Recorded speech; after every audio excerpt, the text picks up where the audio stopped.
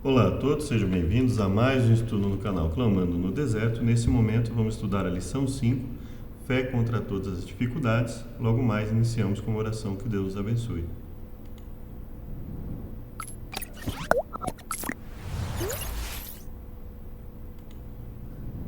Obrigado, Senhor, por mais uma chance que temos de aprender a Tua Palavra. Nos dê a Tua sabedoria, nós imploramos em nome de Jesus, que esteja conosco, hoje e sempre. Amém. Fé contra todas as dificuldades, o verso para memorizar é: guardo a Tua Palavra no meu coração, para não pecar contra Ti. Aqui nós já temos um ponto muito importante mesmo, a respeito da questão da aliança, porque veja bem, se a aliança de Deus envolve a aliança dada lá, repetida em Hebreus, mas dada por Deus ao profeta, dizendo que ele faria uma aliança com a casa de Israel e a casa de Judá, e nessa aliança ele colocaria a sua lei no coração do ser humano. O que é falado para nós em Deuteronômio? Que a lei de Deus seria colocada no coração do ser humano para guardar. Ela não seria difícil de ser guardada, ela seria possível. E o salmista diz aqui: guardo no meu coração a tua palavra para não pecar contra ti. O que nos protege, o que nos mostra o que é o pecado? A lei de Deus. E o que nos protege do pecado? O poder de Deus, para que saibamos o que fazer e tenhamos o poder necessário para fazê-lo. Então, esses são dois pontos muito importantes nessa questão. E isso mostra para nós que a nova aliança, ela não tinha como escopo, ela não tinha como foco a alteração na lei. Por isso o autor de Hebreus ele se dedica tanto a justificar porque não se fazia mais sacrifício e porque não era necessário mais o sacerdócio para sacrificar animais no templo da terra. Por isso ele fala do templo no céu. Por quê? Porque ele está ali, ele sabe que a nova aliança, ou aliança renovada, ela não viria com o intuito de anular a lei de Deus. Pelo contrário, ela viria para colocar a lei de Deus no coração. Então é o oposto do que é dito, né? As pessoas dizem que haveria uma substituição da lei, e o que a Bíblia nos mostra é que a aliança, ela na realidade, ela nos traz o quê? Ela nos traz exatamente o oposto. Ela vem colocar a lei no coração do ser humano. Vamos aqui dar uma continuidade.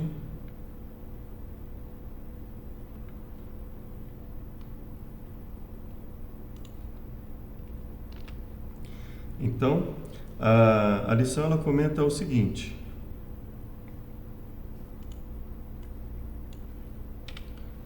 tem um pequeno problema aqui.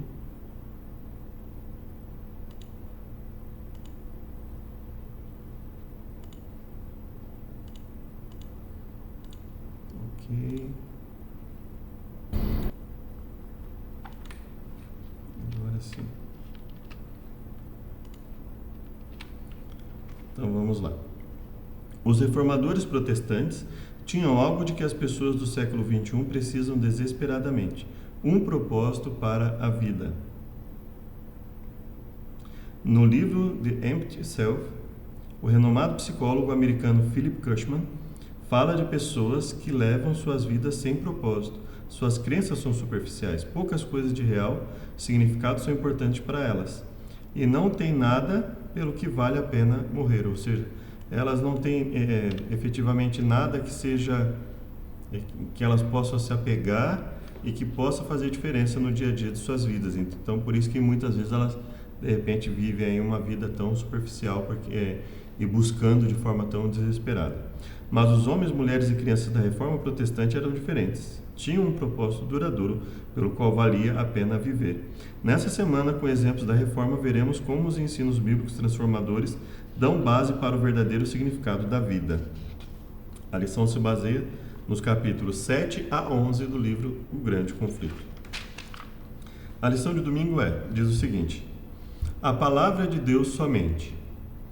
E é importante que nós tenhamos uma compreensão do que é essa questão da palavra de Deus somente. Quer dizer que Não é que nós não podemos usar outros livros, que nós não possamos usar livros históricos,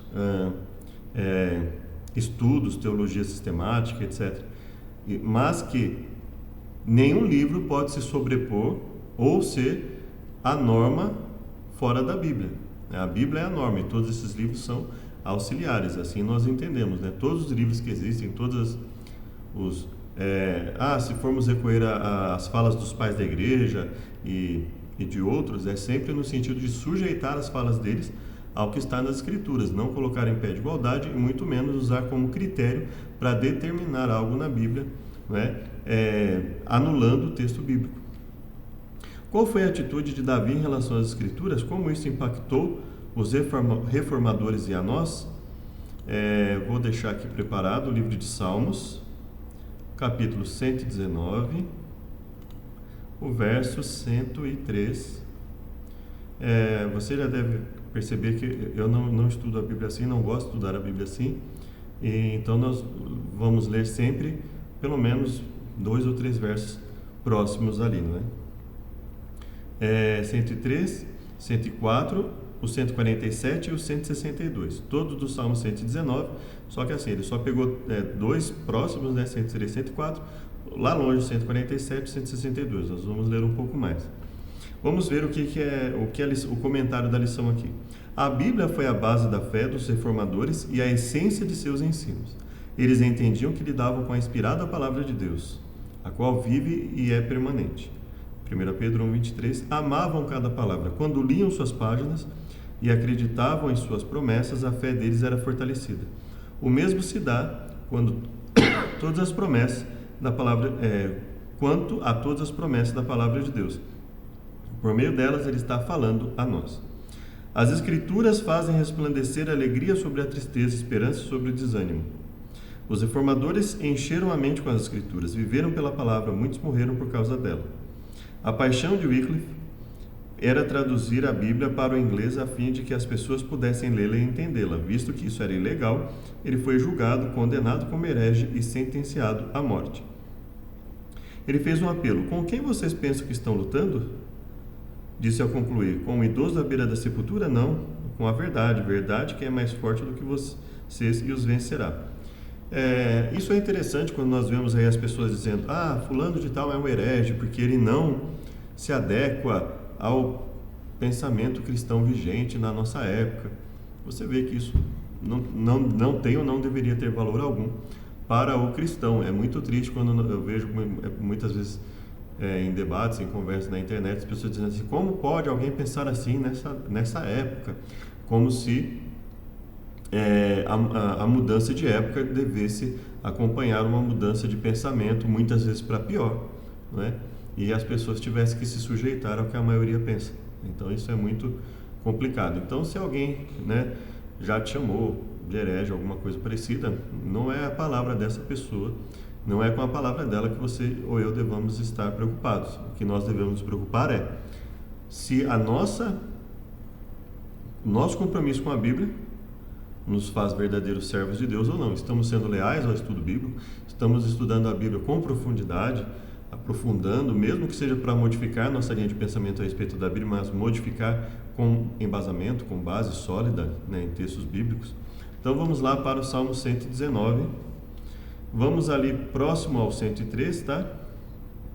Nós vamos ler alguns pontos aqui, né? Louvar-te-ei com retidão de coração quando tiver aprendido os teus justos juízos. Observarei os teus estatutos, não me desampares totalmente. Com que purificará o jovem o seu caminho? Observando conforme a tua palavra. Com todo o meu coração te busquei, e não me deixes desviar dos teus mandamentos. Escondi a tua palavra no meu coração para não pecar contra ti. Bendito és tu, ó Senhor. Ensina-me os teus estatutos. Com os meus lábios declarei todos os juízos da tua boca. Folguei tanto no caminho dos teus testemunhos como em todas as riquezas. Meditarei nos teus preceitos. Terei respeito aos teus caminhos. Vamos lá próximo ao verso 103.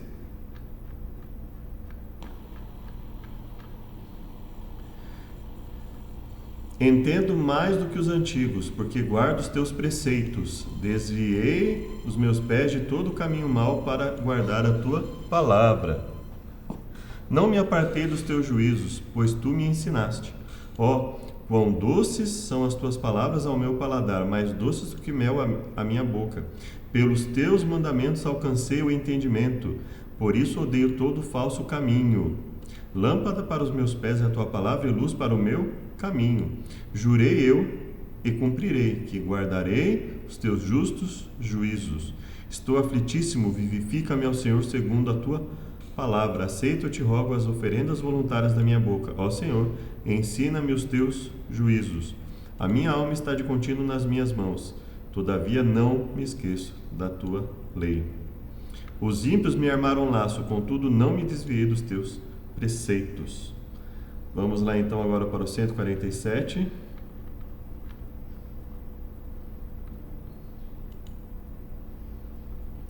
Pequeno sou eu e desprezado, porém não me esqueço dos teus mandamentos. A tua justiça é uma justiça eterna e a tua lei é a verdade. Aflição e angústia se apoderam de mim. Contudo, os teus mandamentos são o meu prazer. A justiça dos teus testemunhos é eterna. Dá-me inteligência e viverei. Clamei de todo o meu coração. Escuta-me, Senhor, e guardarei os teus estatutos. A ti te invoquei. Salva-me e guardarei os teus testemunhos. Antecipei o cair da noite e clamei. Esperei a tua palavra. Os meus olhos anteciparam as vigílias da noite para meditar na tua palavra. Ouve a minha voz segundo a tua benignidade. Vivifica-me, ó Senhor, segundo o teu juízo. Vamos lá para o 162, próximo aqui. Vi os transgressores e me afligi, porque não observam a tua palavra. Considera como amo os teus preceitos. Vivifica-me, ó Senhor, segundo a tua benignidade. A tua palavra é a verdade desde o princípio, e cada um dos teus juízos dura para sempre. Príncipes me perseguiram sem causa, mas o meu coração temeu a tua palavra. Então veja, nós temos um contraste tremendo aqui entre o que o salmista está falando e o cristianismo que nós vemos, por exemplo, em que não se pode falar em obediência, em que não se pode falar em obras, em que não se pode falar da necessidade de uma busca sincera e vitoriosa de obediência, em que a lei de Deus é tratada com descaso. Então, desconsidera-se tudo que está escrito entre Gênesis e Malaquias, e é como se na Bíblia só existissem os livros de Paulo. Então isso é um grande problema. Ou seja, mesmo aqueles que dizem que estão aí na pegada dos reformadores, em busca da palavra, sola escritura, então a gente vê que não é bem assim. É a escritura ali mais ou menos os livros de Paulo. E muitas vezes quando alguém vai dizer assim, você crê no que está na palavra, na realidade ele está dizendo assim, você concorda com a minha interpretação de Paulo? É isso que na maioria das vezes as pessoas estão dizendo, Transmitindo a palavra de Deus. Ao proclamar a verdade, que confiança Paulo tinha, apesar dos desafios que enfrentava? Então agora nós vamos ver o próprio Paulo comentando. Nós vimos ali o salmista, no Salmo 119, ali revelando as maravilhas da lei de Deus, da palavra de Deus como um todo, o livramento de Deus, a necessidade dos mandamentos, dos estatutos, das promessas, da poesia de Deus e tudo que ele colocou. Agora nós vamos lá. Quando Paulo ia proclamar a verdade, lá em 2ª carta aos Coríntios, capítulo 4, de 1 a 6 e 2:14. O comentário da lição fala assim: o apóstolo Paulo enfrentou enormes dificuldades em sua obra de difundir o evangelho. No entanto, ele confiava que a palavra de Deus triunfaria, porque nada podemos contra a verdade senão a favor da verdade. Os reformadores enfrentaram dificuldades semelhantes, porém, pela fé, foram fiéis à palavra. Aqui nós entendemos a palavra como um todo, pelo menos naquilo que eles conheciam. Vamos ver aqui. Muitas das traduções da Bíblia que foram impressas em Worms, Alemanha, foram apreendidas e queimadas publicamente. Ou seja, não se podia imprimir e traduzir e divulgar a Bíblia para as pessoas.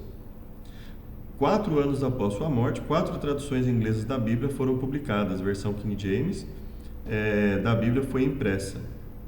Apesar das dificuldades e dos desafios, Tyndale e seus companheiros confiavam que Deus estava no controle.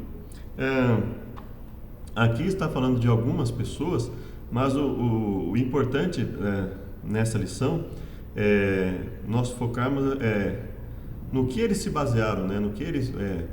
Que pontos poderiam servir de base para que eles tivessem esse interesse em arriscar a própria vida para divulgar essa palavra. Que Paulo está dizendo: por isso, tendo esse ministério, segundo a misericórdia que nos foi feita, não desfalecemos. Antes, rejeitamos as coisas que por vergonha se ocultam, não andando com astúcia nem falsificando a palavra de Deus. E qual era a palavra de Deus na época de Paulo? Os livros de Gênesis a Malaquias, né? E assim nos recomendamos a consciência de todo homem na presença de Deus pela manifestação da verdade. E, obviamente, ele se baseava também naquilo que Deus o permitia saber a respeito do que Jesus ensinou. Mas se ainda o nosso evangelho está encoberto, para os que se perdem está encoberto. Nós lemos aqui, né? Nos quais o Deus deste século cegou os entendimentos dos incrédulos, porque não nos pregamos a nós mesmos, mas a Cristo, o Senhor. Porque Deus, que disse que das trevas resplandecesse a luz, é quem resplandeceu em nossos corações. E aí, como nós já lemos aqui, nós vamos para o capítulo 2. Ora, quando cheguei a Troade para pregar o Evangelho de Cristo e abrindo-se uma porta no Senhor, não tive descanso no meu espírito, porque não achei ali meu irmão Tito, mas despedindo-me deles, parti para a Macedônia. E graças a Deus, que sempre nos faz triunfar em Cristo, e por meio de nós manifesta em todo lugar a fragrância do seu conhecimento. E aqui é importante, existe uma má interpretação desses textos aqui, né? Vamos ver o que é a fragrância do conhecimento de Deus. Porque para Deus somos o bom perfume de Cristo, nos que se salvam e nos que se perdem. E olha só o que é esse bom perfume para os que se perdem. Para estes, os que se perdem, certamente cheiro de morte para a morte. Porque eles não querem o bom cheiro, eles não querem a boa mensagem. Então, para eles acaba isso servindo de cheiro de morte para a morte. Veja que não é uma forma errada de pregar que Paulo está chamando de cheiro de morte para a morte. É o jeito certo de pregar para aqueles que se perdem, para aqueles que não querem aceitar. É cheiro de morte para a morte. Mas para aqueles, os que se salvam, esses são aqueles que ele está falando. E estes é os que se perdem. Esses que se perdem, cheiro de morte. Para aqueles que se salvam, cheiro de vida para a vida. E para essas coisas, quem é idôneo? Porque nós não somos como muitos falsificadores da palavra de Deus, ou que mercadejam, que se vendem, né? Fazem da palavra de Deus um comércio. Antes falamos de Cristo com sinceridade, como de Deus, na presença de Deus. Então, essa era a mensagem para falar. Eu não estou preocupado se as pessoas vão se agradar, se não vão se agradar. Para aqueles que se perdem, a palavra realmente é cheiro de morte. Para aqueles que salvam, é cheiro de vida. Mas o importante é que a palavra seja pregada com integridade.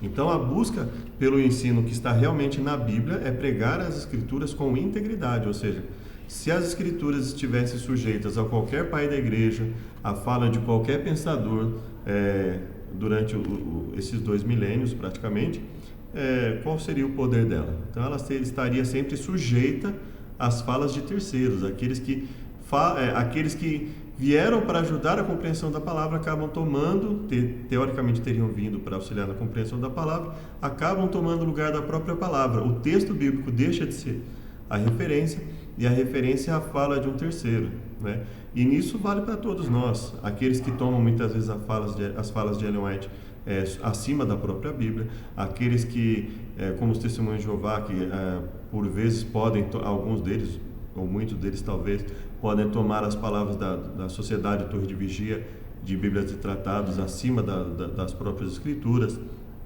católicos que venham a tomar as palavras dos pais da igreja e de outros acima das Escrituras, todos estão sujeitos a esse problema, todos nós estamos sujeitos. Então, devemos deixar o texto bíblico falar, e principalmente os textos de Gênesis a Malaquias, que são os que confirmam e dão validade a qualquer coisa que está escrita de Mateus a Apocalipse.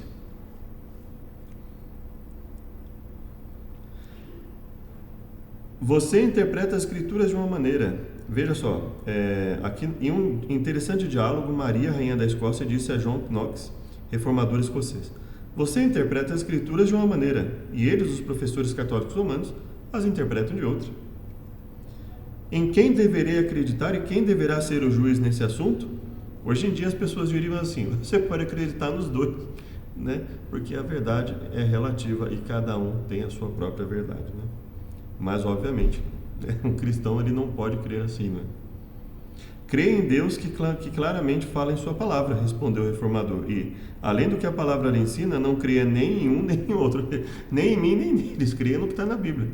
Se o que eu falar estiver de acordo com a Bíblia, creia em mim. Se o que eles falarem estiver de acordo com a Bíblia, creia neles. Mas o foco é crer na Bíblia. A palavra de Deus é clara por si mesma. Se aparecer qualquer dificuldade em algum lugar, o Espírito Santo, que nunca é contrário a si mesmo, em outros lugares explicará a questão de maneira mais clara. E isso é importante porque muitas vezes o conceito de verdade progressiva ele é utilizado inclusive para verdade que são contraditórias, né? Deus está falando uma coisa a respeito de sua lei lá entre Gênesis e Malaquias, e de repente parece que as pessoas enxergam o Deus do Novo Testamento falando o oposto do que ele mesmo falou lá. Quer dizer, foi Deus que deu aquelas palavras, e essa tal verdade progressiva, ela contradiz aquilo que estava escrito antes, vem de forma contrária e altamente prejudicial, né? Não existe. E aí as pessoas inventam muitas vezes a questão do contexto e se esquecem do próprio texto bíblico, inventam coisas, né? Isso só foi dado por causa do contexto XYZ. Muitas vezes não existe prova, na maioria das vezes não existe prova nenhuma para isso, é só uma alternativa para anular o texto bíblico sobre a justificativa do contexto. O contexto deixa de ser um acessório para interpretar a Bíblia e passa a ser o determinante. As pessoas chegam ao ponto de usar o contexto para anular tudo que está no texto, mesmo quando não existe evidência disso, mesmo quando não existe evidência. Por exemplo, vamos dar um exemplo disso. Quando Jesus diz assim: olha, Moisés vos deu a carta de desquite por causa da dureza dos vossos corações, mas no princípio não foi assim. Ele está ali fazendo de forma resumida, que ele está relatado, mas aquilo é uma interpretação complexa das Escrituras. Ou seja, está dizendo assim: se você olhar lá no começo, você vai ver que Deus criou um homem, uma mulher, relação monogâmica, e ele, ao criar homem e mulher, estabelecer a união dessa forma. Essa era a forma que Deus sempre quis.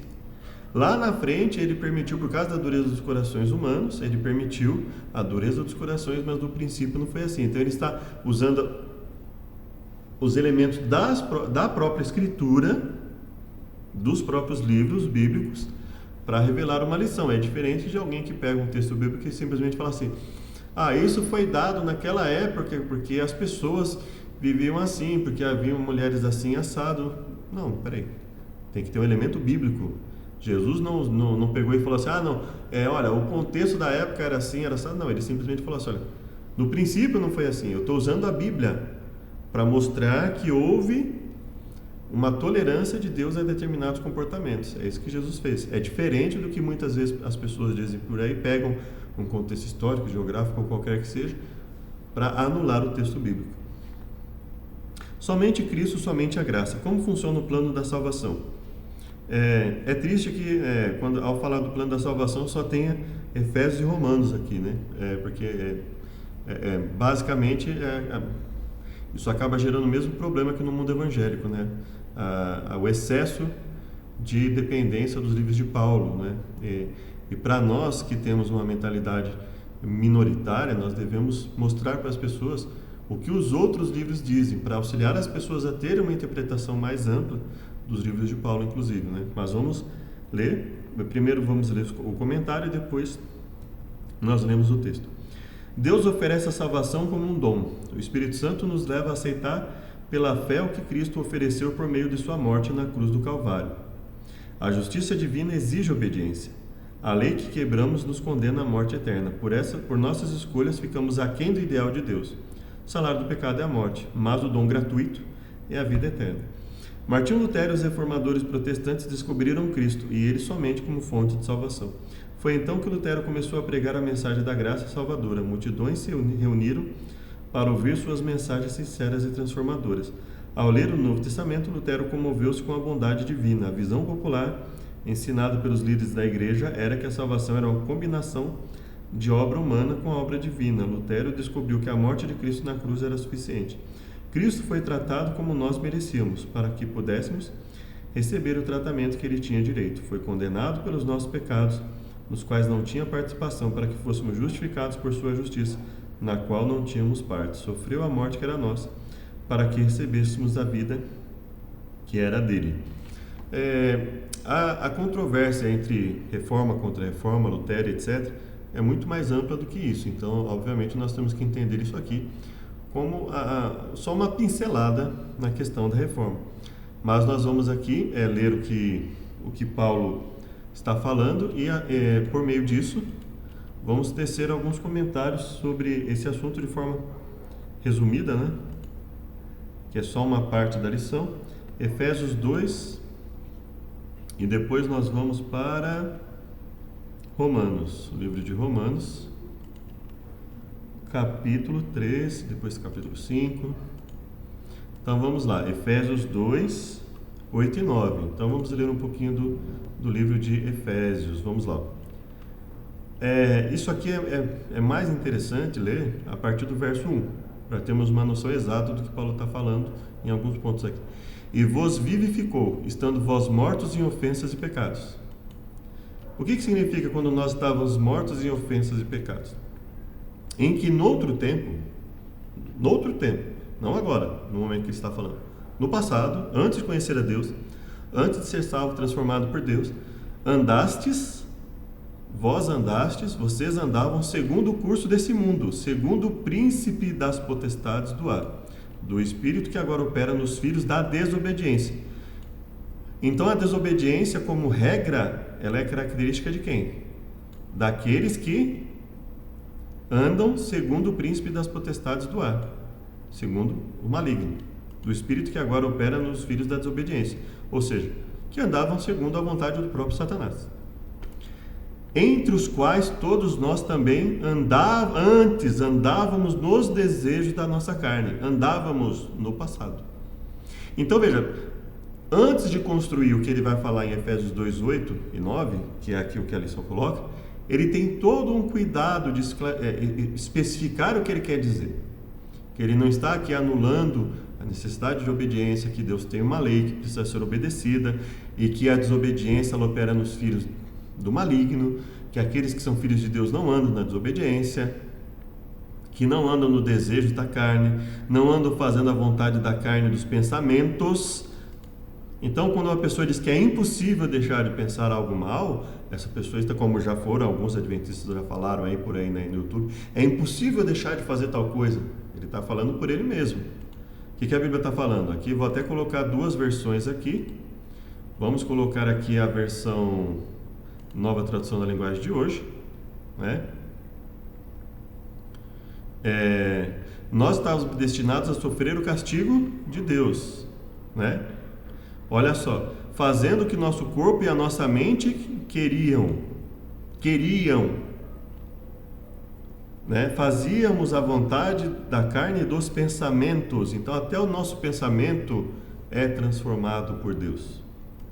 Mas Deus, que é riquíssimo em misericórdia, pelo seu muito amor com que nos amou, estando nós ainda mortos, estávamos espiritualmente mortos por causa da nossa desobediência, Ele nos trouxe para a vida que temos em união com Cristo. Pela graça de Deus vocês são salvos. Então quando ele fala, pela graça sois salvos, o que ele está dizendo aqui?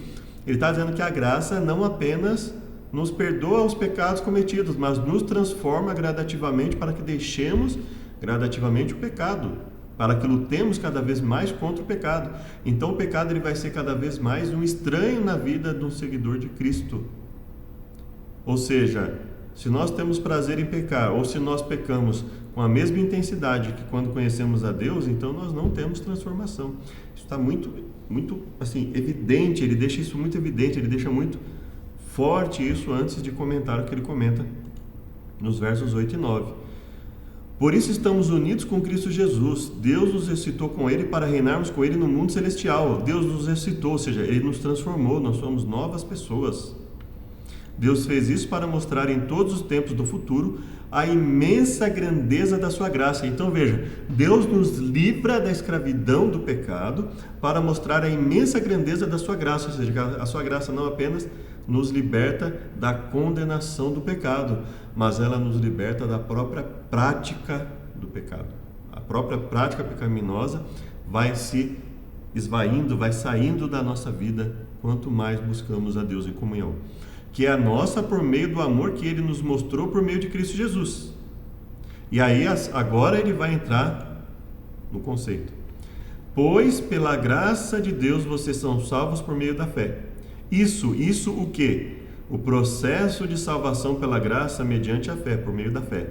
Esse processo, isso que é, tanto no português como no grego, até onde eu sei, isso é masculino, e graça e fé são femininos, então isso não se refere nem à fé, nem à graça. Isso se refere a esse processo. O processo de salvação pela graça por meio da fé não vem de vós, mas é um presente dado por Deus, ou seja, Deus nos perdoa os pecados e nos capacita para uma vida de obediência. Então, quando nós dizemos assim, não é possível obedecer, nós estamos rejeitando a graça de Deus, porque ele está falando assim, isso não vem de vocês, isso não depende da boa vontade, do poder inerente a cada um de nós, isso vem de Deus, obviamente, com a nossa aceitação, a nossa disposição em lutar contra o pecado. Mas ele fala assim, isso é um presente de Deus, vem de Deus, né? É dom de Deus. E por que é dom de Deus? Está dizendo, olha, essa transformação vem pela aceitação da graça de Deus. A graça que transforma. A graça salva, o perdão de Deus dos pecados, né? Quando nós aceitamos a Cristo como nosso Salvador, estamos dispostos a aceitar tudo que Ele ensinou, que Ele seja nosso Salvador e Senhor. Ele nos oferece essa salvação e essa graça, essa imensa grandeza dessa graça, nos transforma. Então, a causa da salvação, a graça mediante a fé. A consequência da salvação, não andamos mais espiritualmente mortos na desobediência, ou seja, a nossa vida vai ter como foco a obediência. E excepcionalmente, se alguém pecar, como diz lá o texto em João, na carta de João, temos um advogado. Se alguém pecar, isso está revelando para nós, é um indicativo, assim como todos esses textos que acabamos de ler, que o pecado não terá mais domínio de nós, em nós, porque nós estamos mais debaixo da lei, mas da graça. Então, quando Paulo fala estar debaixo da graça, não quer dizer uma permissão para ver a desobediência. Ele fala não estar debaixo da lei, mas debaixo da graça, ou seja, a graça nos capacita para obedecer, e a maravilhosa graça, a imensa graça que nos salva, nos liberta do pecado em todas as suas formas. A salvação não de obras para que ninguém se glorie, a salvação não é resultado dos esforços de vocês. Portanto, ninguém pode se orgulhar de tê-la, pois foi Deus quem fez o que somos agora. Porque somos feitura sua, criados em Cristo Jesus para as boas obras, as quais Deus preparou para que andássemos nela. Então, o que significa somente pela graça, mediante a fé? A causa da salvação. Qualquer outra coisa é especulação. É querer estabelecer uma teoria no lugar do que está nas Escrituras. E Paulo não poderia ter falado diferente. Se ele falasse diferente, ele não seria servo de Deus, porque ele não podia ir contra tudo que estava escrito lá de Gênesis a Malaquias, ele não podia ir contra o que o próprio Jesus ensinou. Então veja, ele está deixando aqui, ele faz toda uma construção dos versos 1 ao 7, dizendo assim, olha, eu não estou dizendo que a graça nos isenta da obediência, pelo contrário, a graça nos capacita a obedecer. Nós andávamos desgarrados, mortos espiritualmente, fazíamos um monte de coisa errada, agora não mais.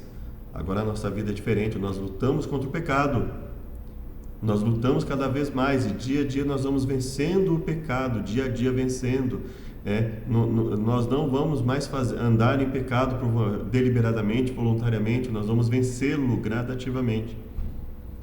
No percurso da nossa vida, nós vamos ter cada vez mais aversão ao pecado. E isso é o que ele está trabalhando no capítulo 2 de Efésios.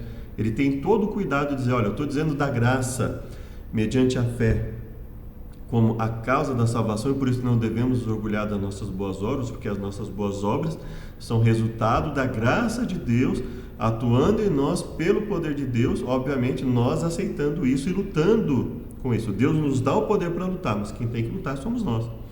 E com o poder de Deus, ele fala, é o poder de Deus que nos dá vitória nessa luta, que tem como resultado uma vida de consagração. Então ele está deixando muito evidente aqui que a intenção dele não é anular a lei pela graça mediante a fé. Pelo contrário, dizer assim, olha, a graça ela é tão maravilhosa, ela é tão poderosa que ela nos liberta do pecado. Esse é o contexto em que esse verso é colocado. E aí Romanos 3:23, que vai falar aqui, porque todos pecaram e destituídos estão da glória de Deus, sendo justificados gratuitamente pela sua graça, pela redenção que há em Cristo Jesus, ao qual Deus propôs para propiciação pela fé no seu sangue, para demonstrar a sua justiça pela remissão dos pecados dantes cometidos sobre a paciência de Deus. E aí ele fala aqui, anulamos, pois, a lei pela fé de maneira nenhuma, antes estabelecemos a lei. Porque, obviamente, ele não poderia contradizer o que ele disse lá em Efésios. Eu estou anulando a lei? Não, pelo contrário, eu estou estabelecendo a lei. Eu estou provando que, pelo poder de Deus, ele nos capacita a uma vida de obediência. Então, as boas obras são consequência, e uma consequência necessária, não é uma consequência voluntária. Se eu buscar obedecer, se eu não buscar, dá na mesma. Não é assim. Não é assim que a Bíblia ensina, não é? Então, ele está dizendo, a graça, ela vem não apenas nos perdoar o pecado, mas nos libertar do poder do pecado. Cristo foi tratado, aqui nós já lemos, né? Então as obras, elas são o quê? Elas são o resultado que vai mostrar se fomos salvos, se a graça está atuando em nós ou não. Se não obedecemos, então a graça não está atuando em nós. Porque segundo o próprio Paulo, conforme nós lemos, a graça muda a nossa vida. Deixamos de ser espiritualmente mortos para ser espiritualmente vivos. Deixamos de ser transgressores voluntários para ser pessoas que obedecem à lei de Deus. Então, o próprio Paulo lá em Efésios 2, ele está mostrando que a graça nos transforma. Então, se o resultado não ocorreu, então a causa não está em nós. A causa, o que causa uma obediência? A graça de Deus transformando nossa vida. O poder de Deus nos perdoando e nos capacitando a obedecer. Se alguém quer só o perdão e não quer a obediência, ele não quer a graça. E se alguém quer qualquer justiça sem perdão, também não é a graça. Então, a graça é o resultado do perdão de Deus, que nos perdoa pelos pecados cometidos e, ao mesmo tempo, nos capacita para uma nova vida. Obediência é fruto da fé. Nós já lemos aqui, né? Não vamos ler aqui o Romanos, já lemos o pedaço de Romanos aqui. Ele nos ensina sobre a salvação somente por meio da justiça. A graça nos transforma. John Wesley participou de uma reunião dos moráveis em Londres e ficou maravilhado ao ouvir a introdução de Lutero à leitura de Romanos. Em Cristo somente para a salvação me foi dada a certeza de que Ele havia tirado os meus pecados, até os meus, e me salvado da lei do pecado e da morte. Aqui, infelizmente, precisaríamos fazer um estudo mais aprofundado de Lutero, mas o que nós vemos hoje em termos de pregação de salvação pela graça nas igrejas, 99% das igrejas, é uma deturpação do que está na Bíblia. É uma forma, com algumas variações, mas é uma hipergraça, é uma graça que não resulta em obediência, ela não liberta do pecado, ela apenas perdoa pelos pecados cometidos, não liberta do pecado. Você pode continuar do mesmo jeito, pecando voluntariamente. A igreja inclusiva, a igreja, eu não me lembro exatamente os termos, mas um deles é adaptativa, inclusiva, né? A igreja da aceitação. É basicamente a igreja em que você vai lá voluntariamente, continua no erro, não faz nada para mudar aquilo, e a igreja vai considerar que está tudo bem, que você pode continuar voluntariamente em pecado. Isso é o que a graça se transformou na maioria das igrejas, infelizmente, né? Um ponto aqui, outro ali, ensinando de forma diferente, mas quando chega em determinados mandamentos, aí não é para seguir, porque a salvação é pela graça. Então, quer dizer, como assim? Alguns eu tenho que seguir, mesmo crendo na salvação pela graça, e outros não, né? Então, uma pregação que não faz sentido. Os reformadores estudaram a palavra sistematicamente para descobrir mais verdades. Na Idade Média, muitos fiéis à Bíblia pagaram um preço alto por seu compromisso. Quantos foram torturados, abençoaram seus algozes, quando definharam em masmorras escuras e úmidas, reivindicaram as promessas de Deus. E é interessante que teve um que era pastor, né? Que um dos motivos dele ter deixado de acreditar na palavra foi o fato de que ele orou a Deus, acho que furtaram, não sei se furtaram ou roubaram, não sei se foi com violência, assim, como é que foi o celular dele. Então, as pessoas que no passado passaram por tanta coisa e não perderam a fé, e ele se citou que um dos motivos pelo quais ele perdeu a fé é porque furtaram o celular dele.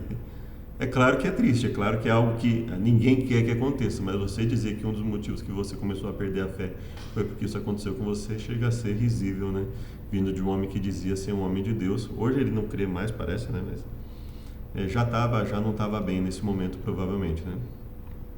E vamos ler só aqui, primeira carta de Pedro, capítulo 2, verso 2.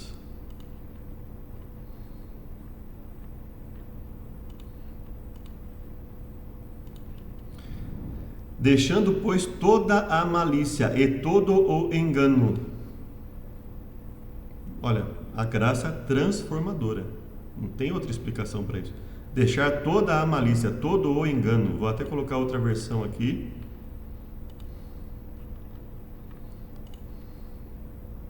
Abandone tudo que é mal, toda mentira, fingimento, inveja e críticas injustas.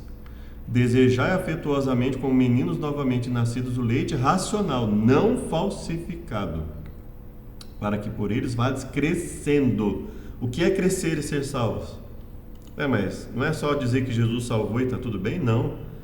Para que bebendo desse leite espiritual possam crescer e ser salvos. Então é um processo de transformação. A graça não apenas perdoa os pecados, mas liberta da escravidão do pecado. Se é que já provasse que o Senhor é benigno, pois, como diz as Escrituras Sagradas, vocês já descobriram por vocês mesmos que o Senhor é bom, e chegando-vos para ele, pedra viva, reprovada na verdade pelos homens, mas para com Deus eleita e preciosa, vocês também, como pedras vivas, deixem que Deus os use na construção de um templo espiritual, onde vocês servirão como sacerdotes dedicados a Deus. Um sacerdote no pecado? Um sacerdote na escravidão do pecado? Obviamente que não.